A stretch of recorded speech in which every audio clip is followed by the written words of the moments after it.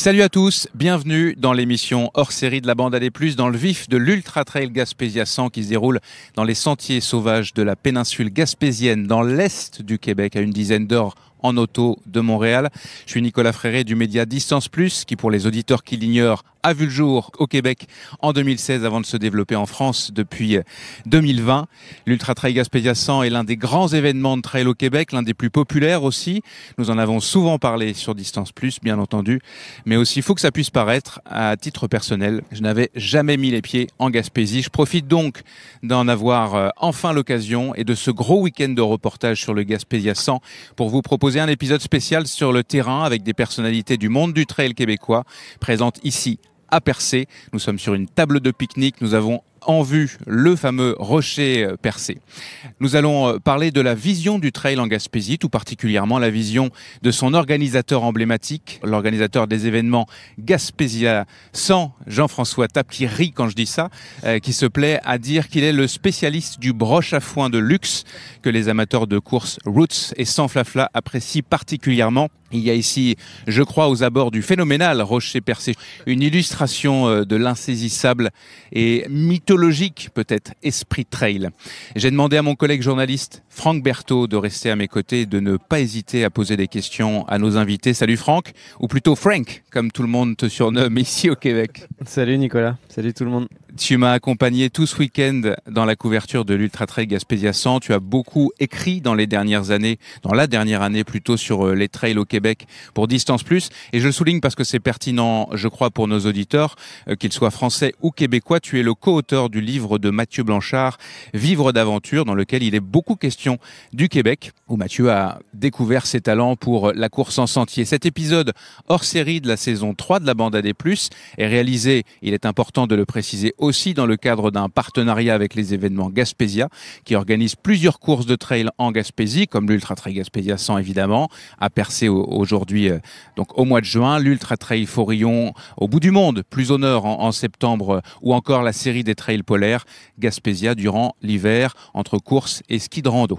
Allez, je lance la discussion que j'ai souhaitée à l'image de l'événement, généreuse, conviviale, en toute simplicité, peut-être, enfin on le remarque déjà, un peu broche à foin. La bande AD+, le podcast du magazine Distance Plus. Et je vais accueillir les invités qui sont autour de cette belle table de pique-nique. On commence par toi, Jean-François Tappe, qu'on surnomme tous Jeff, donc je pense que je vais glisser du Jeff en veux-tu, en voilà, t'es un Gaspésien pur jus. Et toi aussi, t'es un petit peu fatigué, je crois, puisque là, tu viens juste de faire la cérémonie des podiums. T'as été présent de A jusqu'à Z pour absolument tout le monde, les gens de l'organisation, les coureurs. T'as beaucoup donné. Je te salue juste, on reparle avec toi juste après. Salut Jeff. Salut, merci beaucoup, bienvenue.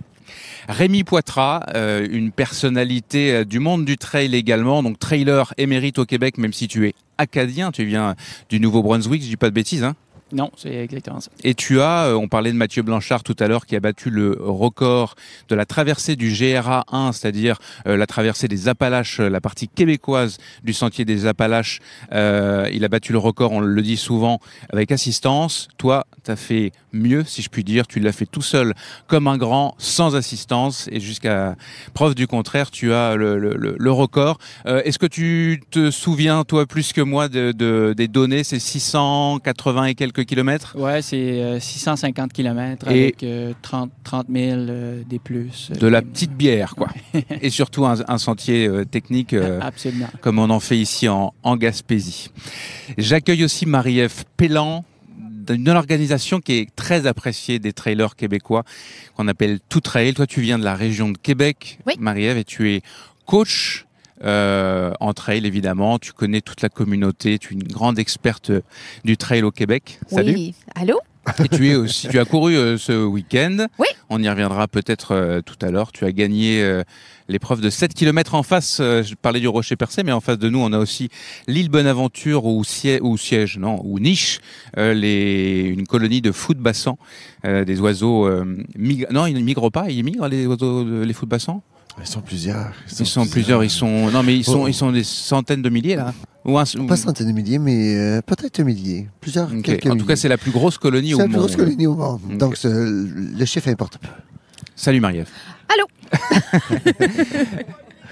Tania Rancourt, une autre personnalité du monde du trail. Alors, elle nous vient d'Abitibi-Témiscamingue. C'est presque plus rapide de venir de France, comme mon ami Franck Berthaud.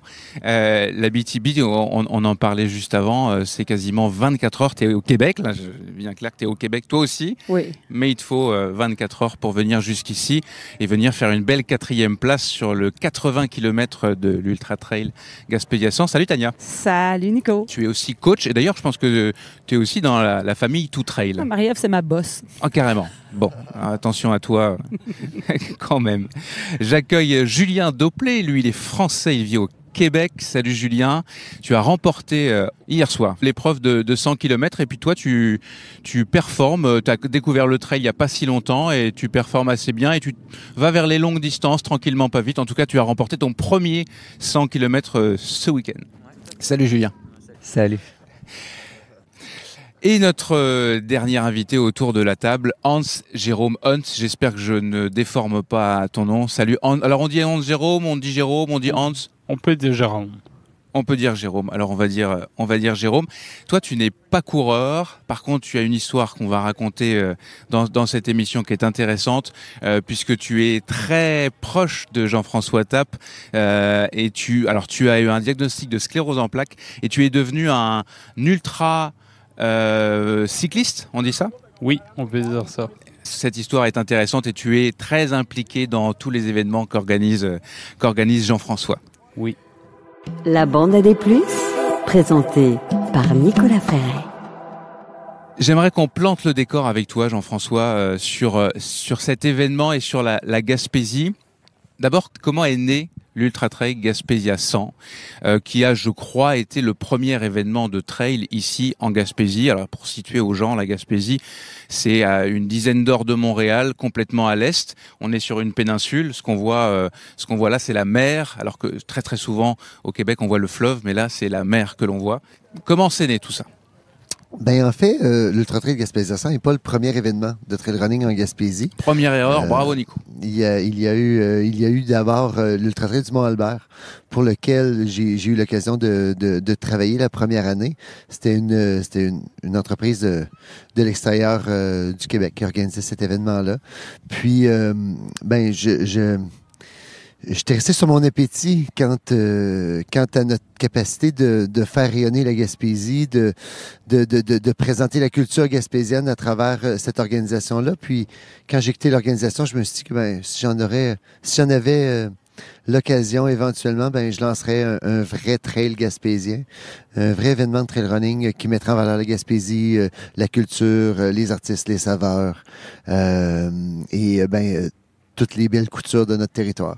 Alors, c'est un peu comme ça que le tout a été lancé. Puis, finalement, c'est l'année après ma sortie de l'équipe de l'Ultra Trail du Mont-Albert que j'ai lancé. Tu as été formé à la dure parce que c'est une organisation qui a un peu périclité parce qu'il y avait des petits soucis, hein, c'est ça? Des gros soucis, quand même. De grands soucis. Alors, oui, c'est ça. J'ai appris à la dure. Puis, ça a été ma première vie de chat organisateur qui a été utilisée avec l'Ultra Trail du Mont-Albert. Puis, j'ai eu beaucoup de chance parce que, beaucoup d'athlètes que j'ai rencontrés lors de cet événement-là, ont participé à la première édition de l'Ultra Trail Gaspésia 100, qui était une édition très, très modeste. Là, on avait une 60aine de participants, donc probablement la moitié avait été invitée gratuitement à courir. Donc c'était une édition modeste, mais qui a été appréciée des gens, principalement grâce à ce panorama-là qui est unique au monde, qui nous permet d'offrir une ambiance maritime exceptionnelle, puis qui séduit les gens, bon an, mal an, bonne température, mauvaise température. Et puis aujourd'hui, c'est une région touristique, mais c'est très très loin, je le disais tout à l'heure, et ça c'est un vecteur compliqué. Quand on organise un événement, c'est pas comme quand on est proche de Montréal où finalement c'est très accessible, ou de Québec. Il faut réussir à donner envie aux gens de venir pour courir après un long trajet finalement. Oui, absolument. Mais c'est sûr que à l'international, après Québec et Montréal, c'est la Gaspésie qui révèle plus d'attrait pour les touristes internationaux. Donc, c'est sûr, avec les symboles touristiques qu'on a, les parcs nationaux, ça nous donne ça nous donne un petit edge par rapport aux autres régions du Québec, du Canada, puis du monde. Mais effectivement, on est très loin des grands centres, puisque les vols internationaux s'arrêtent à Montréal, quelques-uns à Québec. Puis bon, nous, il y a les vols continentaux pour se rendre ici, mais sont très, très dispendieux. Le transport ferroviaire n'existe plus depuis une dizaine d'années. Le transport par autocar est plus ou moins bien desservi. Donc, il faut vraiment être décidé pour venir en Gaspésie, mais je pense qu'on est rarement déçu quand on quitte la région. Alors, on a beaucoup de chance de compter sur un territoire comme ça là, pour créer la magie qu'on parvient à créer avec les événements gaspésiens. Et autre chose, tu as organisé un événement de trail, mais c'était pas ton sport de prédilection initialement. Toi, tu viens du vélo de montagne. Oui, absolument. Donc qu'est-ce qui s'est passé entre les deux? Oui, je suis un gars de vélo de montagne, mais j'étais un gars hors route. Donc on organisait déjà des événements sur route, puis je sentais moins l'appel du bitume.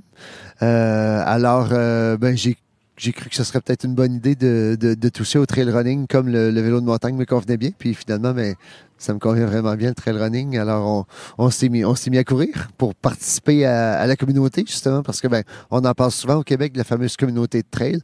Puis je pense que c'est ce qui motive la plupart des gens à courir au Québec, c'est d'appartenir à cette communauté-là, puis de revoir les gens qu'on côtoie dans les événements.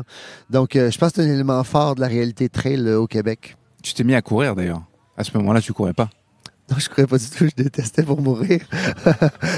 Puis comme plein de gens. J'ai commencé à la dure avec un demi-marathon décidé en 48 heures qui a fait très mal. Puis par la suite, on est passé au trail là, directement sur des parcours de 25 km. Puis par la suite, des 65 km. Donc, pour profiter davantage du terrain de jeu québécois. Je te redonne encore le micro pour qu'on comprenne bien, mais c'était quoi ta vision quand tu as lancé Gaspésia? C'était quoi? Comment tu voyais ton événement se développer? Ma vision, en fait, elle est ancrée dans l'enfance que j'ai eue en Gaspésie. Parce que la Gaspésie des années 90 était une Gaspésie où il n'y avait jamais de bonnes nouvelles. Donc, c'était l'époque des fermetures des grandes usines papetières, l'époque des crises dans l'industrie des pêcheries, l'époque des grands exodes de population. Donc, la Gaspésie a perdu beaucoup, beaucoup, beaucoup d'habitants dans les années 80, 90. Puis moi, je suis devenu un jeune adulte dans les années 90. Je suis un produit des années 80. Puis on n'entendait jamais rien de positif de la Gaspésie dans les médias nationaux. Puis, c'est peut-être mon côté punk qui m'a donné le goût de revenir dans la région pour tenter de créer des choses qui allaient rendre les gens fiers de vivre ici, qui allaient permettre de faire rayonner la Gaspésie. Puis l'avènement des médias sociaux me sert très bien puisque j'ai plus besoin des médias nationaux maintenant pour faire parler de la Gaspésie. Je le fais au quotidien avec les propres médias que je dirige, donc les médias sociaux. Alors, on peut dire que finalement, je suis sur mon X avec ce que je voulais faire, mais j'avais pas particulièrement de vision en lien avec le sport. Je voulais simplement, puis je veux encore d'ailleurs, toujours simplement créer au développement, contribuer au développement de ma région, puis apporter quelque chose de positif dans cette région-là qui m'a pas vraiment nourri positivement quand j'étais jeune. Et puis, une dernière définition, j'ai parlé dans l'introduction de broche à foin de luxe, qui est un terme qui t'appartient.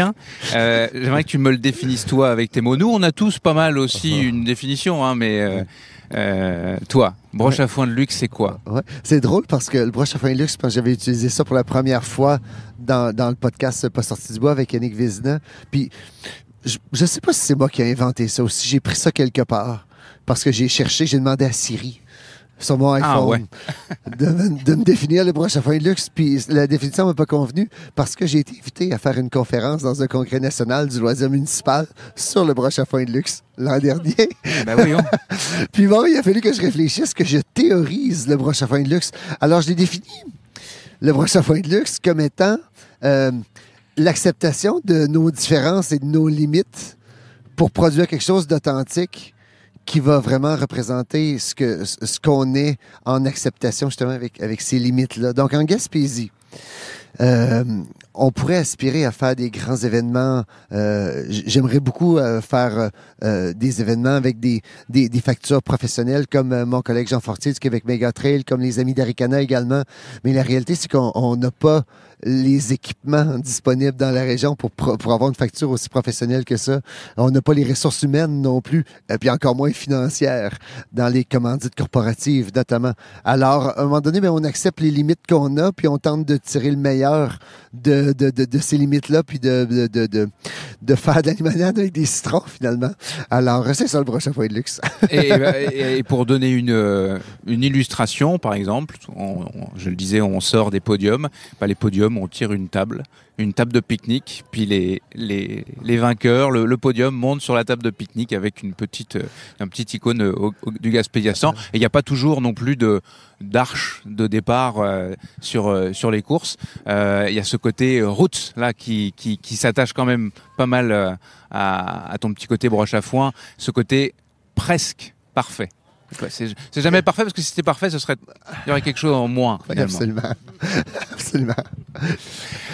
Qui a, autour de cette table, a participé le premier? Marie-Ève, ça fait combien d'éditions que tu fais le Gaspésia 100, toi? C'est la 3e année que je viens. J'ai couru la première année que je suis venue, puis l'an dernier, on s'était consacré 100% à la couverture. Ouais. Donc, j'avais pas couru.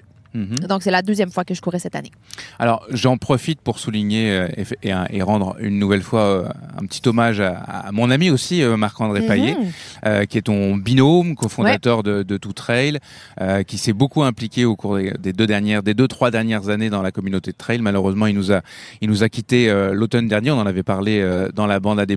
Et d'ailleurs, un très joli geste, Jean-François, a été fait sur cet événement, puisque ça se fait beaucoup en Amérique du Nord, les dossards ou les chandails sont des stars ou des vedettes sont retirés, ne plus jamais donnés à personne. Et Jean-François, tu as décidé de retirer le dossard de Marc-André. Il avait couru le 13 km de l'île Bonaventure. Ce dossard-là ne sera plus jamais donné à personne. Ça permet de penser à lui à chaque fois qu'il y a une édition de l'Ultra Trail Gaspésia 100, et tu lui refais faire le dossard à chaque année. Ça, c'est assez avec les nouveaux partenaires. Mais voilà, mais il reste collé sur l'arche. L'arche, je me retourne, il n'y a plus d'arche. Vous allez quand même vite. On a une équipe efficace. Ouais, ça me permet de souligner et de faire une pensée à Marc-André. Donc 3 ans que tu viens ici, et l'année dernière tu as couvert l'événement. Tu as pu suivre aussi à l'Ultra Trail Forillon pour ton podcast Tout Trail. Oui. Et donc, parle-nous un petit peu de Jean-François. Comment tu le vois? Toi, ta définition du broche à foin, méthode Jean-François? La définition parfaite du broche à foin de luxe, c'est, tu sais, les petits drapeaux pour identifier les sentiers? Ouais. Ça sert pas juste à identifier des sentiers. Ça, c'est du deluxe. Non, sans farce, ça fait 3 ans que je viens ici. Forillon, c'était la première année l'année dernière. Puis, je m'en lasse pas. Je m'en lasse pas du tout de l'endroit, de l'odeur. T'as parlé que c'était beau, mais t'as pas parlé de l'odeur. Le iodé. Oui. Très iodé. Oui. C'est vrai. Oui, ça sent le sel ici. Ça sent délicieux. Bref. Donc, c'est toujours un plaisir de venir ici parce que même si on revient faire un événement, il se passe jamais la même chose.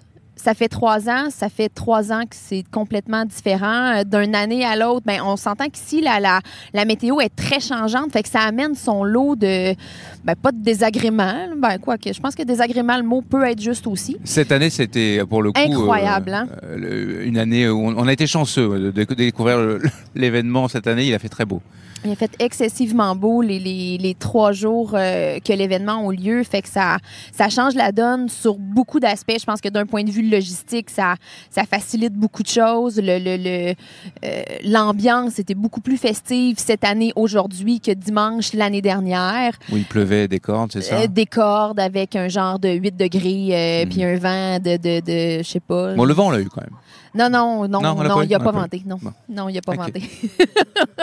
Ouais, fait que non, c'est ça. Ça amène toujours un petit quelque chose de très agréable de venir ici année après année. Puis je me dis tout le temps, un moment donné, il va cette année puis il va arrêter de m'engager. Là. J'attends. Mais t'as pas envie, fait que... D'ici là, je profite. Franck. J'en profite, on parlait de climat, j'ai découvert quelque chose d'assez intéressant, c'est qu'avant chaque départ, il y a un élément particulier ici, c'est qu'il y a un indice de boîte. Alors je vais laisser Jean-François raconter ce que c'est, parce que je crois que c'est un élément assez important des parcours. C'est la boue qui peut se trouver sur les sentiers et dont tu parles avant chaque départ. Ben écoutez, moi, j'ai jamais trouvé qu'il y avait particulièrement plus de boue en Gaspésie qu'ailleurs, mais visiblement, il y a des coureurs de trail propres au Québec qui trouvent que les parcours gaspésiens sont juteux. Alors, le broche à fin de luxe, c'est aussi se tourner en autodérision. Puis, bon, ben, comme là, les gens me demandent, les gens m'écrivent, il va-tu avoir de la boîte, L'été passé, là, il y a plus, je ne sais pas combien de millimètres à chaque jour au Québec. Il y avait de la boue partout. Alors, c'est sûr qu'il y a de la boîte ici. Puis bon, ben, je disais à la blague que l'indice de boîte, cette année, était de 2 sur 10. Puis je disais que c'était quand même super bien parce que l'an dernier, l'indice était de 12 sur 10, qui est l'année de référence de Total Boîte en 2023, l'an dernier. Alors, c'était magique, mais je pense que tout le monde qui a couru au Québec l'an dernier s'entend pour dire que c'était une édition un été exceptionnel. Oui, il n'y a pas que le Gaspésia 100 qui a subi la boue. D'ailleurs, j'ai lancé à la blague l'an dernier parce que les collègues de l'Ultra Trail des Chic Chocs sont réputés aussi pour avoir quand même pas mal de boue. Puis, l'an dernier, ils ont dû arrêter la course à cause des coyotes. Donc, j'ai lancé à la blague que ils nous copiaient toujours, puis il fallait qu'ils se trouvent quelque chose de différent pour faire parler d'eux. Alors, ils ont décidé de sortir les coyotes. Alors, les coyotes qui étaient agressifs et qui étaient des coyotes agressifs. Ouais. Alors, on a bien rigolé avec ça avec les collègues des Chic Chocs. Alors, mais oui, voilà, indice de boîte. Puis bon, indice de marée aussi. On est probablement un des seuls événements au monde à présenter la table des marées en même temps que la météo aux coureurs avant les courses et dans le guide de l'athlète. Donc, c'est sûr que la marée vient influencer la progression des athlètes dans certains cas. Ça n'a pas été le cas ce week-end, mais l'an dernier, il y a des plus petites dames qui avaient de l'eau parfois au-dessus du nombril, malheureusement. Donc, des fois, la marée vient ajouter du piquant dans la journée. Je fais une parenthèse parce que tu soulignes, tu parles de l'Ultra Trail des Chic Chocs, c'est l'autre grand événement en Gaspésie. On n'est plus sur les montagnes. On parlait des Appalaches tout à l'heure, c'est plus la chaîne de montagnes. Et quelque chose qui est assez chouette ici, l'organisateur principal, Éric Lévesque, était, lui, ici ce week-end. Il a couru, il a fait du bénévolat. Et ça, c'est quelque chose que vous faites, vous vous entraidez. C'est deux événements qui pourraient être concurrents, mais pas du tout. Vous avez plutôt, alors vous plaisantez entre vous, mais vous êtes solidaires. Ça fait partie de le fait gaspésien d'être solidaire, de se rendre compte que on est plus fort à deux que chacun seul dans son coin. Oui, absolument. Mais en fait, on veut la même chose. On veut que les gens visitent la région, découvrent notre région, développent une appartenance à la région. Puis, on vise exactement la même chose. Puis, on a choisi des médiums similaires, l'événementiel sportif dans les sports d'endurance. Alors, oui, évidemment, on s'entraide. Éric, officier comme directeur de course, invité à certaines reprises. Moi, j'ai fermé des parcours chez eux. Alors, on se voisine beaucoup depuis que l'Ultra Trail dans les Chic Chocs est passé à des intérêts gaspésiens. Alors, je suis très content de ces collaborations-là.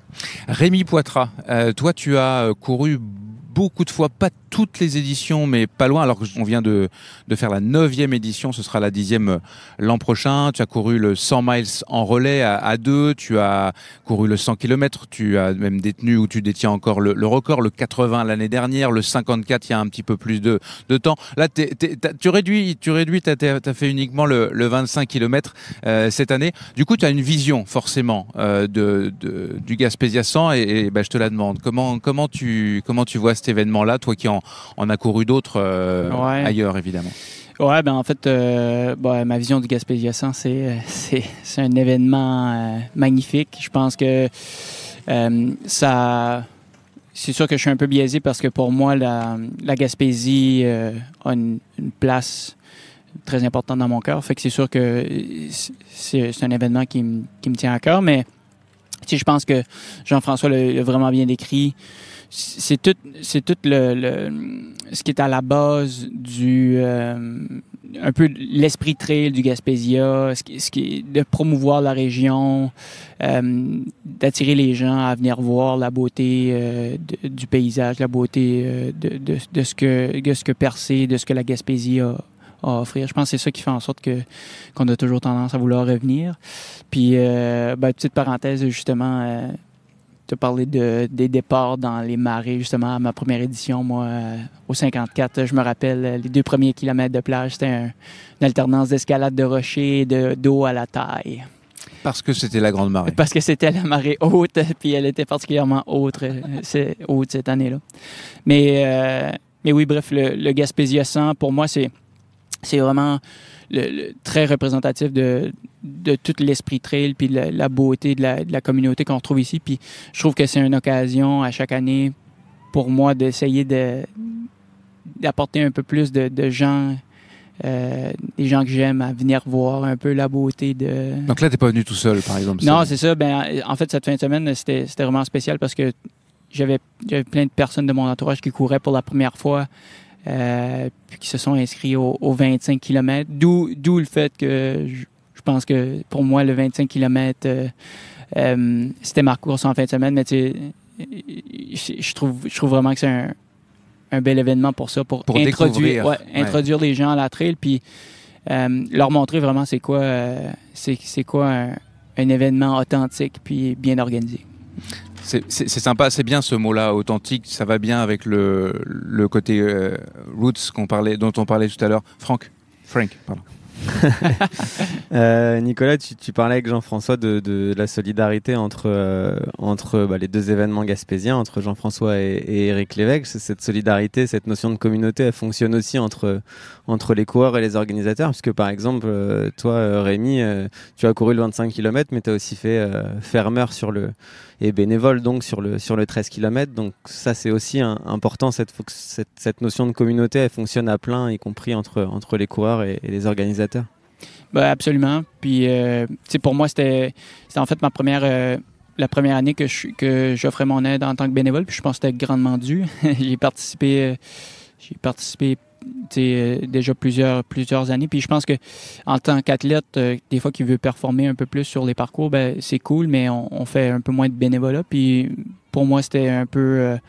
j'en profitais pour faire une petite course pour pouvoir offrir mon aide le vendredi. Ça fait toujours du bien de redonner, puis en même temps, je veux dire, c'est pas une tâche, là, c'est magnifique. Très agréable, là. bien sûr. On a la vue sur l'île Bonaventure, c'est plutôt un cadeau là, que de venir ici puis fermer le parcours. Je reste avec toi, Rémi, pour parler on parle de la vue depuis tout à l'heure, de l'odeur, etc. Les sentiers, si on met de côté un peu la boue, même si c'est pas vraiment évident. Comment tu les décrirais, ces sentiers? Je les ai pas trouvés trop techniques de ce que j'ai vu. Avec Franck, on a sillonné pas mal, mais on n'a pas tout vu. Et je m'attendais à quelque chose de plus technique. Moi, je trouve qu'ils sont parfaits, les sentiers. C'est un bel équilibre. Il faut savoir que le parcours, les parcours sont principalement linéaires. C'est des allers-retours. Il y a quelques exceptions qui sont des boucles, bien sûr, mais les plus longues distances sont linéaires. Puis, en partant de Coin-du-Banc, qui, pour la petite histoire, avait avait un terme anglais, Corner of the Beach, et avec la loi 101 qui oblige toute institution, entreprise, etc. à traduire, c'est devenu le coin du banc. On change au français. Ouais. Mais oui, de Coin-du-Banc à, au quai de Percé ici, on passe par je trouve que c'est très changeant. Puis quand ça fait plusieurs fois que tu fais le parcours, dans ta tête, il y a comme des sections. Puis là, tu te mets à voir un peu cette section-là comme un type un peu plus spécifique de sentier. Comme par exemple, quand tu pars, tu embarques dans le sentier de Rivière-aux-Émeraudes. En fait, tu fais de la plage au début. La plage, c'est différent. Après ça, sentier de Rivière-aux-Émeraudes qui est magnifique. Puis après ça, tu tombes un peu plus dans les backs, qui est tu vas dans une érablière. Puis après ça, tu te ramasses dans la boîte de Val d'Espoir, puis là, après ça, tu sors à Lens à Beaufils, puis là, on change complètement de registre. Là, on s'en va plus dans les montées, les descentes abruptes. Sauvage, un peu. Sauvage, quand même. Il y a clairement pas beaucoup de gens qui allent là en dehors des courses. Mais je pense que c'est ça qui fait que c'est beau, justement. Absolument. À comparer à des sentiers qu'on a chez nous dans la région de Québec qui sont très, très, très achalandés, où est-ce que le matériel glisse des sentiers, finalement. C'est des sentiers de terre au final, mais quand on les utilise, qu'on les utilise beaucoup, peu importe le moment de l'année... poncés. Ben écoute, oui, on peut utiliser ce terme-là, j'imagine, mais ce qui fait que c'est beaucoup plus difficile d'y naviguer que ce que j'ai trouvé ici, personnellement, là. Absolument, absolument. C'est des sentiers sauvages, sentiers gaspésiens, comme on les aime. Puis après ça, on termine finalement dans le géoparc. Bien sûr, il y a eu plus... les sentiers sont plus aménagés. Puis, mais ça monte, ça descend un peu plus. Donc, c'est un peu casse-pattes. Mais bref, pour faire un résumé, je pense que c'est des sentiers qui sont bien balancés. C'est juste il y a un peu de tout. Il y a du technique, il y a de la boîte, il y a de la montée... Il y a de la montée un peu plus abrupte, moins. Fait que... C'est différents tableaux comme dans un jeu vidéo. Il y a quelqu'un qui me disait le Gaspésia 100, c'est comme Super Mario Bros. On avance, puis hop, on change de monde à tous les 5-10 km. Juste le terre et montagne, même si on n'est pas sur des grandes montagnes, ça c'est quand même chouette de pouvoir courir en très peu de temps. Et ça moi j'avoue que je m'attendais pas à ça. On s'éloigne jamais trop de percer là où on est en ce moment attablé.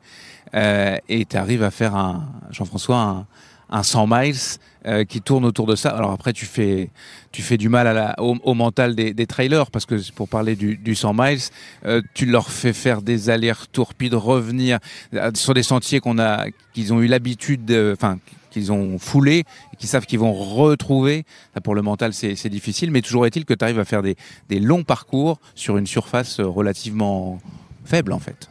Absolument, c'est vrai, parce que c'est quand même pas tant de kilomètres carrés, le territoire sur lequel on rentre le 100 mètres.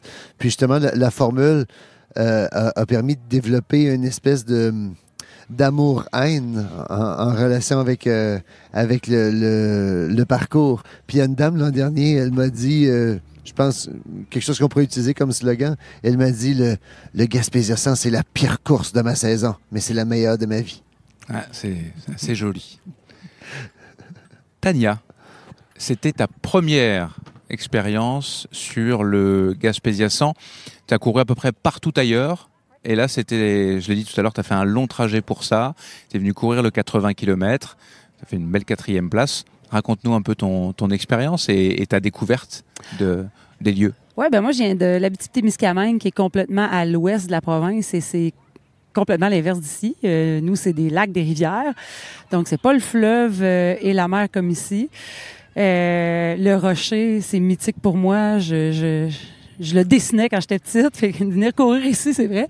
Tu le dessinais parce que c'était comme c'est emblématique, je sais pas. Okay. J'avais une fixation, ouais. Je sais pas. Comme un enfant pourrait dessiner en France la Tour Eiffel. Exactement, ouais. Exactement. Bon, pour moi, c'était le rocher percé, même s'il est loin de chez moi. Mais à toutes les fois que j'ai à percer, c'était pas la première fois à percer. C'est complètement... c'est une belle émotion quand j'arrive ici. Fait que de savoir que de venir courir ici, c'est vraiment bien, là. Tu parlais des tableaux de Mario Bros. Là, j'ai bien aimé ça. Moi aussi, je vois vraiment les tableaux se dessiner comme ça. Il n'y a pas les petites musiques, par contre, sur les sentiers. Non, il n'y a pas les petites musiques. Qu'est-ce que tu as trouvé difficile? Qu'est-ce que j'ai trouvé difficile? On parle que de beau depuis tout à l'heure. Pour vrai, là, en fait, j'ai eu un down, c'est sûr. Dans toutes les ultras, on en a un. Mais pour vrai, je m'attendais à ce que ça soit vraiment difficile. Mais c'est le premier ultra où je cours autant qu'ici. Fait que je m'attendais pas du tout à ça. C'est difficile de courir, hein? Oui. Tout à fait. Mais tu sais, je suis habituée de marcher. Je me qualifie pas d'une coureuse d'ultra rapide. Je marche beaucoup plus que ça habituellement.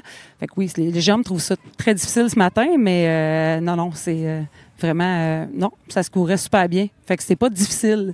C'est difficile de courir, mais c'était plus facile que à quoi je m'attendais.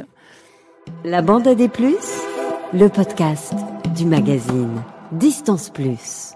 Julien, toi, tu as, je le disais tout à l'heure, couru le 100 km pour la deuxième fois consécutive. L'année dernière, t'as loupé la première place, t'as terminé deuxième. Donc t'es revenu pour ça, t'es revenu parce que t'es compétiteur et que t'avais envie de le gagner. Je suis revenu pour ça. Je dirais que je suis revenu parce que pour moi, venir courir en Gaspésie, c'est un peu une parenthèse de la vie du quotidien. Parce que moi, j'habite à Montréal maintenant depuis 5 ans. Et venir courir en Gaspésie, c'est une façon un peu de sortir vraiment de la ville, quoi, et de venir chercher un peu de nature et peut-être plus que ce qu'on peut avoir, mettons, à Charlevoix où il y a un peu plus de monde. Là, c'est un côté vraiment plus famille, authentique. Et puis, l'organisation que Jeff fait dans ces événements, je trouve que c'est ce côté un peu broche à foin, comme on disait, qui est quand même assez cool.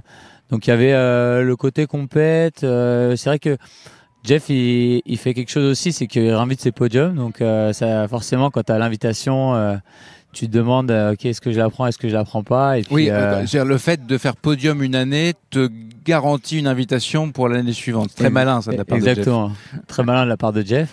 Et puis j'avais d'autres amis qui étaient bien motivés à venir faire le 100 miles. Donc on est venu à plusieurs, quoi. Et puis, c'était bien sympa. Et comment t'as trouvé, toi, cette édition-là? Puisque l'année dernière, c'était dantesque, pour reprendre un mot à la mode. Ouais. Cette année, les conditions ont été idéales. C'est en tout cas le mot que j'ai entendu dans les sentiers. Comment tu les as trouvés? Alors, et je te repose la même question qu'aux autres, finalement. Comment tu les définirais, toi, ces sentiers gaspésiens, du moins de cette partie de la Gaspésie? Alors, à comparer avec, par exemple, les Chic-Chocs, parce que j'ai fait plusieurs fois les Chic-Chocs, notamment le 101 l'année dernière, parce qu'effectivement, il y a les Coyotes, donc ils ont raccourci de 113 à 101. Je dirais que c'est quand même moins technique ici que dans les Chic-Chocs. Les Chic-Chocs, là, on part vraiment sur du... On est sur de la montagne, là. Ouais, on est sur de la montagne, on est sur... Enfin, il y a des paces, tu peux pas... même si tu cours bien, c'est vraiment dur d'aller vite. Alors qu'ici, globalement, malgré que tu aies beaucoup de racines, tu arrives quand même à avoir... c'est quand même des sentiers que je considérais comme roulants. Et donc, c'est un peu la différence, je dirais, avec les Chic-Chocs. Et après, oui, il y a de la boue par moment, mais pas tant que ça, finalement, je trouve. Donc, l'année dernière, non plus, ça m'a pas trop frappé, la boue, même si... à comparer cette année et l'année dernière, effectivement, aujourd'hui, il fait très beau. Il a fait très beau sur tout le week-end. Mais ça m'a pas particulièrement marqué, la boue, l'année dernière. Et c'est vrai qu'on en parle beaucoup de la boue. Et j'en ai parlé à d'autres coureurs ici, notamment avec Philippe, là, avec qui on a couru l'année dernière. Et quand on parle de... Enfin, nous, ça nous a pas marqué, la boue, vraiment, cette année par rapport à l'année dernière, quoi. Franck, tu voulais poser une question? Ouais, je voulais pas forcément poser une question, mais rebondir sur un élément, parce que Nicolas, tu poses la question à tout le monde des parcours, des sentiers, etc. Moi, que tu as découvert complètement, toi aussi, hein? Sur l'île Bonaventure, absolument. Comme coureur, mais enfin, je veux dire, comme oui, journaliste. Oui, j'ai découvert comme coureur, comme journaliste, comme touriste, comme tu l'as dit tout à l'heure aussi. Et moi, il y a un élément que je trouve super intéressant et qui m'interpelle depuis que je discute aussi des événements Gaspésia avec Jeff, c'est que j'ai vraiment la sensation que c'est une volonté de sa part. Les parcours ont du sens, en fait. Je trouve que, par exemple, si on prend le 25 km qui part de Lens à Beaufils, où se trouve notamment la vieille usine, qui symbolise quelque part ce dont tu parlais au départ, c'est-à-dire une forme de déclin industriel, en tout cas de l'industrie de la pêche, les coureurs partent de cet endroit-là, passent par cet endroit-là, finalement arrivent ensuite sur le final au Rocher Percé, qui est un symbole de l'industrie touristique aujourd'hui, qui fait venir du monde. Et à raison, hein, parce que nous, tout le week-end, on n'a pas été c'est magnifique. En face de la vieille usine, il y a aussi la microbrasserie Pit Caribou, dont certains coureurs partent aussi quand le rideau se lève. Et voilà, il y a une volonté de mettre en avant ce territoire à travers les parcours, avec des parcours qui ont du sens aussi, je trouve. Oui, tout à fait. Puis l'idée aussi est d'être un peu délinquant et désinvolte dans notre approche, de faire les choses différemment. Oui, t'es quand même du genre taquin. Je suis du genre taquin. Marie-Ève a été témoin du traçage de la ligne du parcours de 5 km au pied des marches du pavillon principal du Géoparc mondial UNESCO de Percé tout à l'heure. Puis là, les athlètes me regardaient un peu déstabilisés. Mais par où on va? Je dis, on monte les marches, on les descend de l'autre côté, puis les fanions vous attendent. Puis après ça, on disparaît dans la montagne. Donc, j'aime bien déstabiliser un peu, surprendre nos visiteurs avec une approche un peu différente qui qui est moins lichée, puis qui est décomplexée, justement, puis qui est très, très gaspésienne, parce que nous, ici, on a le temps, là.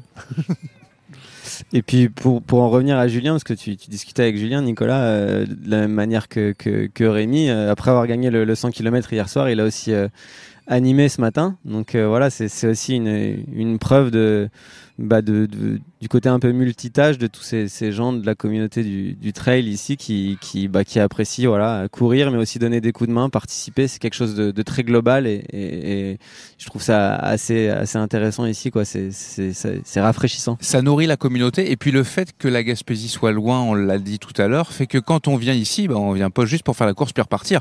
On reste, on a des affinités qui se créent, on vient en gang, donc on a du plaisir, et puis on va courir, on va faire du bénévolat, on reste sur place finalement, on fait pas juste consommer comme on dit de plus en plus souvent en Europe. Ça, c'est quelque chose que tu avais en tête quand tu as lancé tes événements, ou c'est quelque chose qui s'est imposé et que tu as constaté toi aussi? Jeff, évidemment. Est-ce que je l'avais en tête? Oui, je voulais attirer des gens chez nous, je voulais qu'ils découvrent, je voulais qu'ils laissent des sous dans la région. Donc oui, en quelque part, on a développé des formules pour créer une certaine rétention dans la région. Mais est-ce que c'était ça l'objectif au début, à l'événement numéro 1 des événements Gaspésia?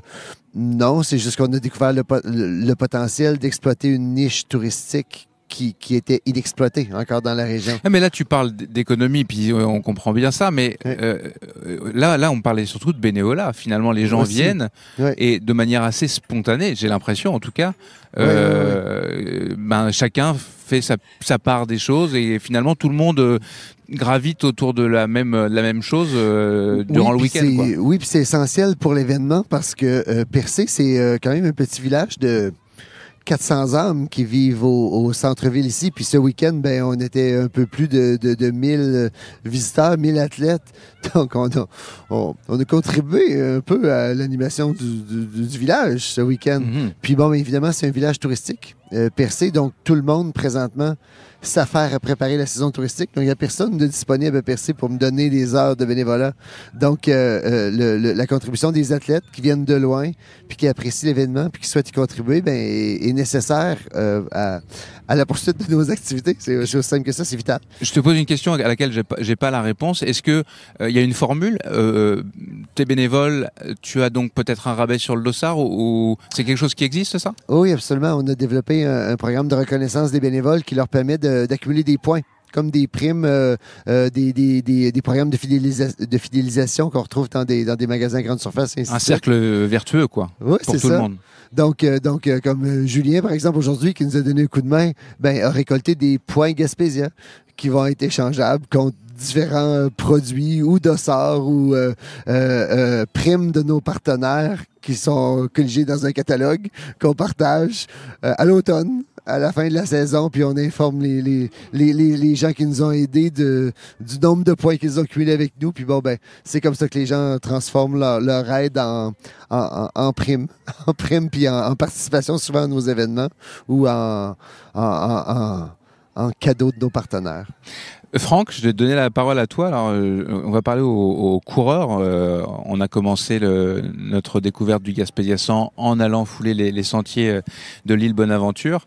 Toi, du 13 km, et puis évidemment, tu as couvert l'ensemble des sentiers. Quelle est ta vision de l'événement? Alors, je vais plus m'attacher au côté... tu es habitué à courir des grands événements plus ou moins professionnels, mais très carrés. Tu en as couru à peu près partout dans le monde, beaucoup en Europe, etc. Quelle est ta vision de cet événement-là? Ma vision de cet événement, c'est un peu tout ce qu'on vient d'en dire, c'est-à-dire que il y a vraiment un côté rafraîchissant que moi j'aime beaucoup et très particulier ici d'ambiance, de communauté, de voir que en fait, certes, il y a la compétition, mais il y a aussi la volonté de partager ensemble, de découvrir un territoire ensemble, des lieux absolument magiques. Donc vraiment, moi, pour moi, c'est l'ambiance avant tout, quoi. C'est cette ambiance, moi, et comme tu l'as dit, et toi aussi, Nico, on a eu la chance de courir le 14 km sur l'île en face, Bonaventure, avant de travailler et de couvrir l'événement. Il y a cette ambiance dû prendre le bateau tous ensemble pour traverser à côté du rocher percé, de vivre 4 climats en 2 heures, puisqu'on a eu à la fois du soleil, à la fois un orage, à la fois du vent. Et donc ça fait partie aussi des caractéristiques locales, mais voilà, même s'il y a eu de l'orage, du vent, que ça bougeait un peu sur le bateau, bon après c'est mon avis de Parisien, peut-être qu'ici ils considèrent que ça bougeait pas trop, mais malgré ça les gens ont tous le sourire, et malgré ça les gens sont contents d'être là, enfin vraiment il y a une ambiance très euphorisante et à taille humaine quoi, c'est-à-dire que même si Jeff le disait, il y avait 1000 personnes en tout sur l'ensemble des événements. Je trouve que même les 1000 personnes, on les sent pas tant en fait, on a l'impression qu'on croise toujours les mêmes têtes, que c'est très familial et en fait, oui, c'est comme des mini-vacances. Et je pense que c'est aussi pour ça, en tout cas moi personnellement, avant tout que j'aime ce sport, c'est pour être dehors et vivre ces ambiances-là et pas tant pour aller faire des grosses courses, même si j'en fais également parce que ça me passionne. Mais là, je trouve qu'il y a vraiment quelque chose de très authentique. Ouais. Jeff, c'est quelque chose que tu veux garder coûte que coûte, ce côté simple, et vraiment, c'est vraiment pas un mot, c'est pas une injure, simple, ce côté simple, c'est ça, hyper accessible, j'ai pas envie de dire professionnel parce que ça laisserait penser que c'est tout croche. Bah, des fois, oui. Mais je veux dire, tu vois, par exemple, si on fait le bet parallèle avec l'UTMB, qui est ultra carré, avec énormément de gens, etc., toi, tu tiens à ce que ton événement reste à cette échelle humaine, avec ce degré d'imperfection, ce degré d'incertitude aussi. Je reprends un autre exemple. À la veille d'aller courir sur l'île Bonaventure, t'étais pas sûr que le bateau irait de l'autre bord et que peut-être il faudrait annuler les 2 courses, le 7 km et le 13 km qui étaient organisés. Puis à quelques heures de l'événement, tu disais j'ai bien une idée de comment on pourrait faire courir les participants sur la Grande Terre. Dans ma compréhension, c'est que le parcours n'était pas fait, mais tu étais complètement à l'aise avec ça. Parce que tu savais que la solution, tu la trouverais, un peu comme ce que tu as raconté tout à l'heure avec l'histoire des marches du 5 km. Oui, entre autres. Mais effectivement, on tente de rester à échelle humaine pour se distinguer. Mais aussi, comme je le disais tout à l'heure, c'est en acceptation des limites que notre territoire a, que notre population a, que notre économie a aussi. Alors, c'est sûr que des fois, j'aimerais ça avoir des super gros équipements, du beau pavoisement. Mais vraiment? T'aimerais ça? Oui, parce que quand je participe à des grands événements, je trouve ça magnifique. Mais en même temps, je sais que c'est pas ça la Gaspésie. Alors, c'est pour ça que je me plais dans mes pantoufles et de finalement créer une sauce qui est unique parce que elle peut pas vraiment être copiée, cette sauce-là. Puis la Gaspésie, c'est tellement spécial. Percé est tellement spécial. Je pense que le Gaspésia est devenu tellement spécial aussi que on peut se permettre des choses que d'autres événements pourront jamais se permettre. Je veux dire, justement, là, une incertitude qu'à 2 heures d'un départ, on sait pas trop ça va être quoi le parcours. L'Ultra Trail Ricana ne pourra pas se permettre ça. Avec les attentes que l'organisation a créées avec les années, c'est impossible. Nous, les participants, du moins pour les habitués, ils savent que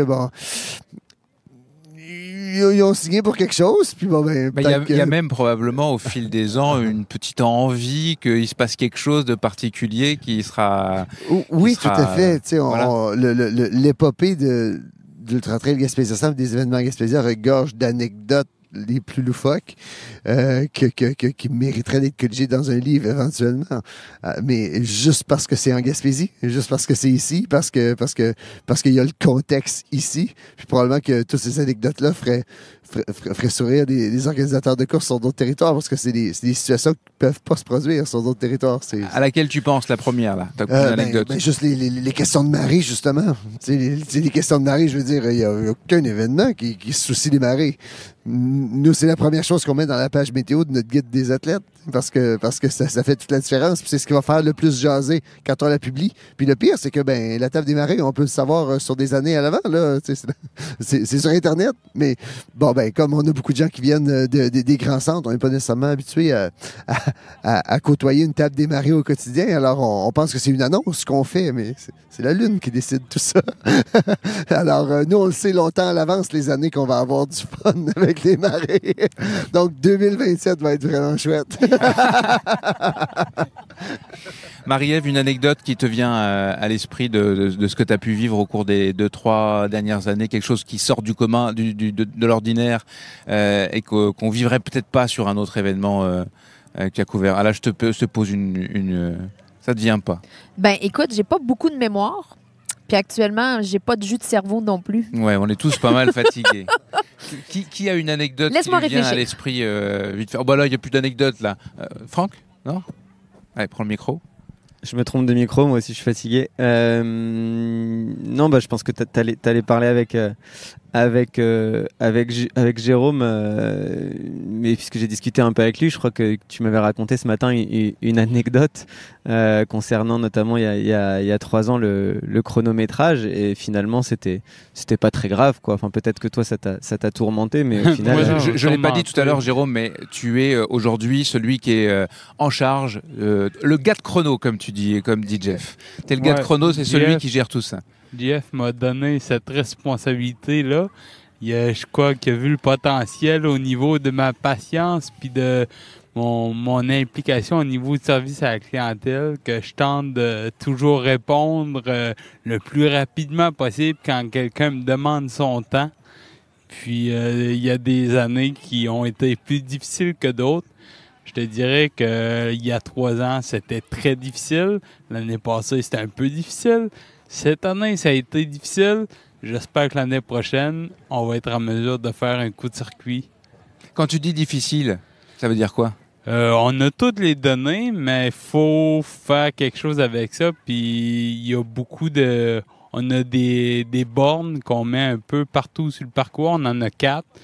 Fait que si on additionne les 4 bornes plus le tapis, on recueille là, pas loin de 4-5 000 données. Puis s'il y a une petite erreur dans le paramétrage, ça donne une grosse erreur au final. Ce qu'il faut savoir, c'est que le parcours de l'Ultra Trail Gaspésia 100 avec un aller-retour aller, avec des sections où les athlètes se rendent dans un cul-de-sac, si on veut, à un ravitaillement, c'est une programmation du système de chronométrie qui est quand même très, très compliqué. Puis quand on a acheté le système de la firme suisse qui nous l'a vendu, notre conseiller, Gérald, nous disait non, vous pouvez pas chronométrer un événement comme ça. Et on disait, on a payé 50 000 $ pour chronométrer un événement comme ça. Alors, on va chronométrer un événement comme ça. Mais il a fallu se faire les dents. C'était pas évident à chronométrer, à programmer, parce que ça peut tout faire un chronomètre, mais encore faut-il bien le paramétrer. Puis là, le vendeur était pas capable de nous aider à le paramétrer parce qu'il trouvait notre événement trop compliqué. Alors, ça, c'était une anecdote quand même. Il a fallu s'organiser seul. Hein? Et est-ce que la communauté râle? Parce que c'est vrai que maintenant, on veut notre chrono tout de suite, on veut que ça marche tout de suite. Là, pour le coup, c'est une situation où, en fait, on ne sait pas combien on a terminé, forcément, on ne sait pas notre temps. Et est-ce que les gens râlent? Ce qui est important, on râle moins au Québec qu'en France, en passant, naturellement. Je crois que ce qui est important, c'est d'être en mesure d'offrir des podiums la journée même. Puis les gens sont très compréhensifs. Là. La communauté de trail est quand même très... c'est des gens très sympathiques, disons-le. Puis ils sont très compréhensifs. Puis ils voient l'effort qu'on y met. Puis je pense qu'ils sont très compréhensifs. Je dis, regarde le micro, on le redonne à Jeff, mais je profite de l'occasion pour faire une petite parenthèse, parce qu'on saute un peu du coq à l'âne, si on veut. Jeff, raconte-nous cette histoire avec Jérôme. Que tu me l'as raconté, je l'ai adoré, j'aime ce genre d'histoire dans le sport. Et je trouve que c'est chouette d'en faire profiter nos auditrices et nos auditeurs. Oui, tout à fait. Mais en fait, Jérôme, j'ai rencontré il y a quand même déjà probablement une dizaine d'années. J'étais le directeur d'une station de ski. Et Jérôme, je pense qu'il venait tout juste d'avoir son diagnostic de sclérose en plaques, ou en tout cas, c'était assez récent. Il apprenait à vivre avec cette maladie-là. Puis Jérôme m'avait approché pour travailler à la station de ski. Il voulait travailler à la billetterie. Mais là, Jérôme est arrivé avec une casquette Burton, des tatous, sa barbe, une chemise carottée. Je dis, moi, je veux pas t'avoir à la billetterie, je veux t'avoir dans la shop, dans le ski shop. Je veux que tu cires des skis. Pardon? Je veux qu'on te voie. Je veux qu'on te voie, je veux que tu interagisses avec les gens. Il dit, mais j'ai jamais aiguisé de ski. On va te montrer, puis tu vas devenir le meilleur de la région. Alors effectivement, à un moment donné, tout le monde, quand Jérôme a pogné la twist, comme on dit au Québec, tout le monde, le magasin de sport à Gaspé, n'aiguisait plus de ski. Tout le monde venait les porter à la station. Puis plus tard, comme Jérôme disait, je l'ai invité à joindre les événements Gaspésia pour faire de la chronométrie. Puis je pense que toutes les belles histoires qu'on voit dans le cadre de nos événements a inspiré Jérôme qui lui a permis de finalement faire un pied de nez à la maladie, puis de devenir lui-même un athlète amateur qui fait des défis extraordinaires en vélo de route. Alors, je pense que les événements Gaspésia ont transformé un peu pas tant les événements Gaspésia que la communauté a transformé Jérôme, comme a transformé plein de gens, en fait, qui fréquentent les événements Gaspésia puis qui gravitent autour de l'organisation. Raconte-nous ta découverte, je pense que c'est le bon mot, du sport finalement, et de l'ultra-endurance. Alors là, on n'est plus sur la course à pied, mais on est sur le vélo. Raconte-nous ça. En fait, il faut se rappeler que les premiers événements que j'ai chronométrés, on n'avait pas nécessairement ce système de chronométrie-là. Donc, j'avais un iPad un peu avec une table de bingo, si on veut. Puis, je restais réveillé toute la nuit. Je pouvais dormir 15 minutes sur la chaise avec une couverte. Puis, on se rappelle que la météo est pas toujours clémente ici. Fait que ça a donné des éditions assez mémorables. Puis, quand je voyais les coureurs du 100 miles arriver avec le sourire fendu jusqu'aux oreilles, puis ça se mettait à pleurer, je me demandais, mais c'est quoi ces émotions-là? Qu'est-ce qu'on peut vivre? La fatigue. Exactement, la fatigue, mais la réussite de pareilles épreuves, je trouvais ça très inspirant. Puis, suite à mon diagnostic, j'ai dit, faut que je vois ça une fois dans ma vie, c'est quoi ces émotions-là? Parce qu'à ce moment-là, ton diagnostic était plutôt... l'avenir n'était pas super sur le papier, du moins. Ouais, c'est ça. C'est toujours incertain, mais j'ai appris à vivre avec. Puis, je me suis mis à faire du vélo. Puis, justement, un ami m'a parié d'aller à Montréal à vélo. Puis j'ai adoré l'expérience, puis je l'ai répété. Donc, je l'ai fait en 2016. En 2017, j'ai fait le retour. 2018, je suis retourné. 2019 aussi. 2021, le Tour de la Gaspésie. Donc, j'ai répété des longues distances. J'ai vécu ce que les coureurs vivaient. Puis, ça m'a plu. Donc, je continue dans cette direction-là. Est-ce que ça a ralenti ta maladie? Est-ce que ça a amélioré ta condition? J'ose espérer que oui. On ne sait pas vraiment. Je pense que les médicaments aident beaucoup. Mais c'est sûr, quand tu te pètes un 300 km de vélo dans une journée, je ne sais pas à quel point ça peut me faire du bien ou si ça me fait du mal. Mais en tout cas, je prends une douche frette après puis je suis correct. Est-ce que tu as essayé de courir ou là, pour le coup, ta condition ne te le permet pas ou plus? J'ai pas assez d'équilibre pour courir. Là. Okay. J'ai l'impression que je me prendrais 3-4 racines au Gaspésia puis je finirais par tester l'équipe de sauvetage là, assez rapidement. Mais je cours des fois avec mon chien puis il m'aide à me garder les pieds à terre. Là, il me fournit l'énergie nécessaire pour y aller. Ça demande plus d'efforts courir. Est-ce que c'est un conseil que tu donnerais à d'autres qui ont notamment cette maladie, la sclérose en plaques, faire du sport pour aller mieux? Faire du sport, mais aussi trouver une passion. Tu sais, c'est pas obligé de courir, c'est pas obligé de faire du vélo, mais juste avoir une passion, se donner une raison de continuer d'avancer. Je pense que c'est ça qui est important. Puis c'est un peu ça que les coureurs m'ont montré, c'est que même si tu es brûlé après 150 km, ça vaut la peine de continuer pour ce qu'il y a à voir. La bande à des plus, le podcast du magazine Distance Plus. J'avais sur ma liste de questions la question du 100 miles. 11 participants cette année, c'est pas beaucoup. Quelle est ta vision de la très longue distance? Enfin, très longue distance, certains qui font de la très très longue distance vont me dire que c'est pas le bon mot, mais de l'ultra-endurance quand même, et du 100 miles, qui semble être quand même à la mode. Pourquoi est-ce que tu as fait un 100 miles et pourquoi, à la limite, tu continues à le faire alors que finalement, d'année en année, il n'y a pas grand monde qui est candidat? En fait, quand, il y a 9 ans, quand on a fait le premier 100 000... Donc dès la première édition, alors? Oui, dès la première année, on a fait un 100 000. Il n'y en avait pas beaucoup au Québec. Il y avait uniquement le Bromont Ultra qui offrait la distance de 100 000 au Québec. Avec l'explosion du phénomène trail running au Québec, ça a amené davantage de coureurs sur les distances trail, ultra trail large, X large, médium large. On a un très beau et grand territoire, le Québec. Donc, toutes les régions ont des vastes territoires à présenter. C'est ça le Québec, c'est des vastes étendues sauvages. Alors, il y a plusieurs 100 000 maintenant. Puis, il y en a peut-être beaucoup présentement, honnêtement, des courses de 100 000. Je pense que dans l'industrie, si on peut se permettre d'utiliser ce mot-là, on est quand même plusieurs organisateurs à remettre ça en question? À soit penser à abandonner notre 100 000 ou du moins le faire revenir en alternance avec d'autres parcours.